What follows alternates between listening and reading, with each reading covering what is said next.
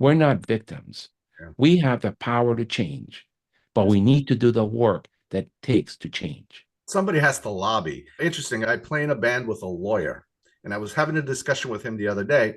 So this AI chat GPT stuff, why would I need to have you write me a contract and pay you thousands and thousands of dollars when I could just tell it to make me a contract for an employed physician with the following important topics? He says, that only, aren't you afraid of ChatGPT for the lawyer department? He says, no way, doc. The lawyer lobby would never allow that. There's always some overlord or something Yeah, that will prevent that from putting us out of business. Not like you doctors. I'll tell you that Not like you doctors.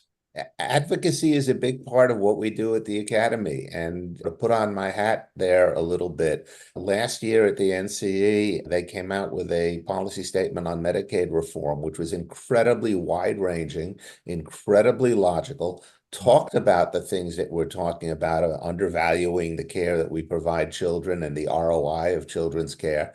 And it came out and it's essentially gone nowhere, because how do you get uptake from that in Congress when you don't have the ability, the dollars and the manpower that the lawyers do or the pharmaceutical companies do to send people there?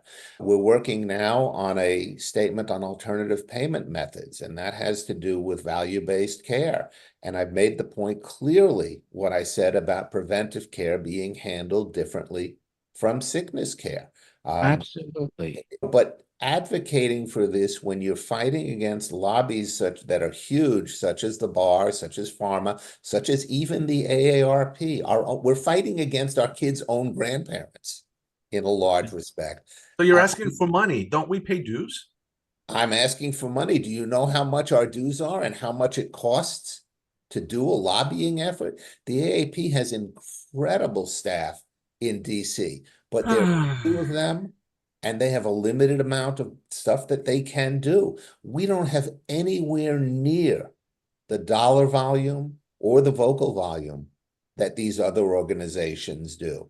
And that's why it's important that each of us adds our voice, because if we don't, we get drowned out, and we get drowned out anyhow. But when there's more of us there, we have a better chance of doing the Correct. one-on-one contact that it can take to get stuff done behind the scenes.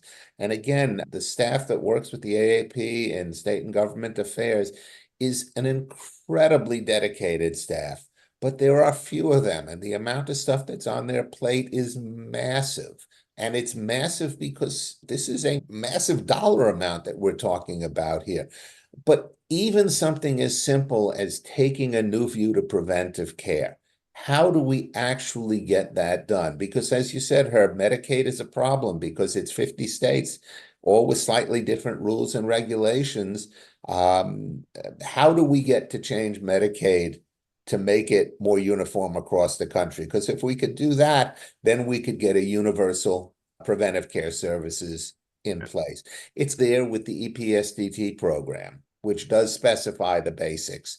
And yet insurance companies and Medicaid payers routinely flaunt the EPSDT rules and don't pay for things that they should.